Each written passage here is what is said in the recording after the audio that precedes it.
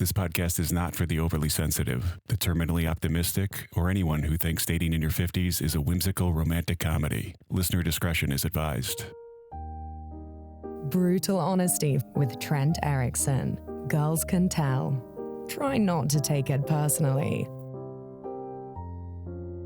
Something weird happens when you start talking to someone who's actually emotionally available. Not weird in a bad way. Weird like walking into a quiet room after being in a bar for years. There's no chaos, no spikes, no sudden drops. Just calm. They text you back. They say what they mean. They don't disappear for 3 days and come back with a story that somehow makes it your fault. And if you've spent enough time around people who were inconsistent, grieving, avoidant, half-present, or emotionally stuck in another chapter of their life, that kind of steadiness feels oddly unsettling. Not wrong, just unfamiliar.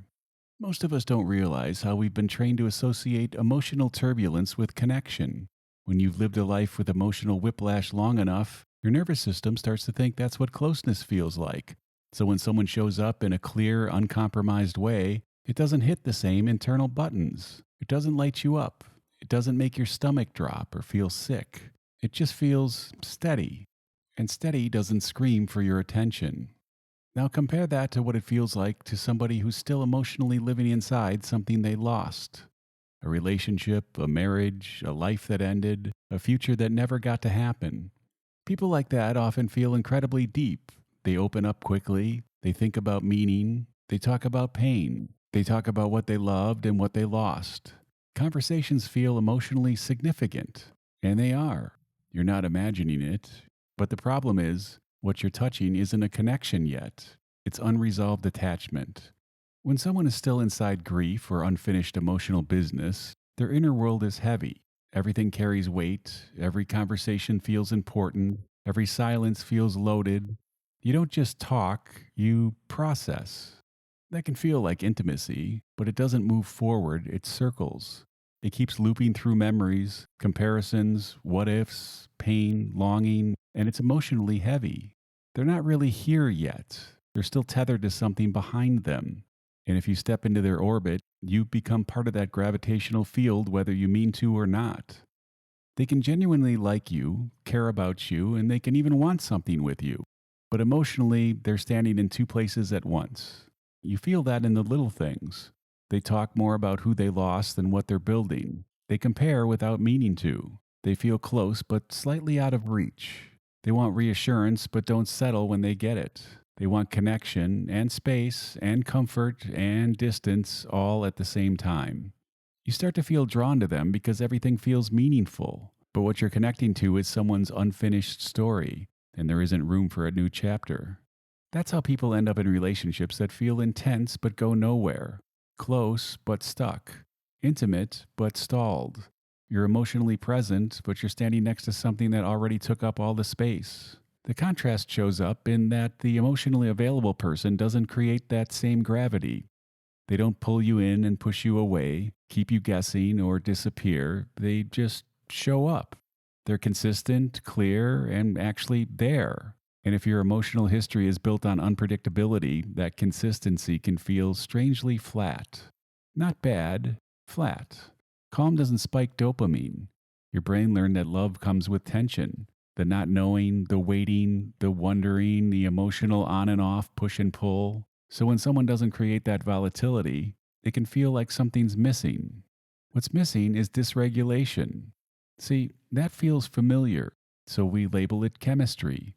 Meanwhile, the emotionally available person is doing something much less flashy and much more important. They're present with you. They're curious about you. They're not comparing you to someone else, processing a wound through you, or replaying an old story.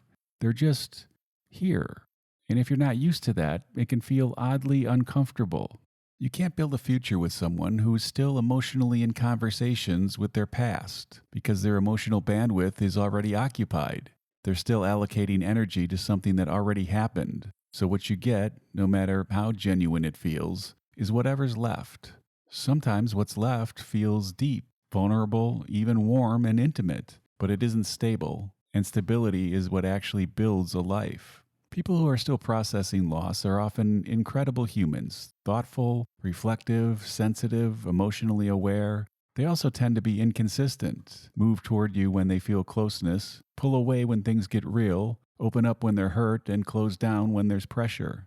You're being emotionally triangulated with a memory, and you can't compete with something that's idealized and untouchable.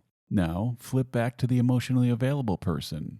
They don't feel urgent, overwhelming, or dramatic. They feel present. Ask how your day was and actually listen. Remember what you told them. Don't vanish when intimacy increases. You don't need to step back every time things get closer because they're building something with you in real time. But because it happens slowly and without emotional fireworks, your brain might not recognize it as romance at first. It might just feel neutral because you're used to disorder as proof of connection. So you end up in this weird emotional split. The person who could actually build something with you feels less exciting. The person who can't feels magnetic. And that's how people get stuck in cycles that look romantic and feel exhausting. They keep choosing intensity over availability without realizing the choice they're making. If you've ever dated someone who was still emotionally inside something else, you know that feeling. You're close, but not fully connected. Wanted, but not fully chosen. Like you're sharing space with something invisible. So you become more patient, give more room, and make more allowances. And slowly, the relationship turns into emotional caretaking instead of shared momentum. And that doesn't mean anyone did anything wrong. The timing just wasn't aligned. Emotionally available people aren't boring. They just don't activate your old patterns. And when you've spent years wiring your idea of love around emotional unpredictability, healthy connection feels quiet. It grows instead of spikes, settles instead of surges, deepens instead of destabilizes. That can feel like nothing is happening, when in reality everything is. You're being seen, chosen, and met with no drama required. So if you ever find yourself torn between someone who feels steady and someone who feels emotionally charged but unstable, that's your brain choosing between peace and familiarity, between now and then. And most of us have to unlearn that before we finally stop mistaking mayhem for chemistry. Because passion without presence is just longing, and presence, even when it's quiet, is what actually lasts.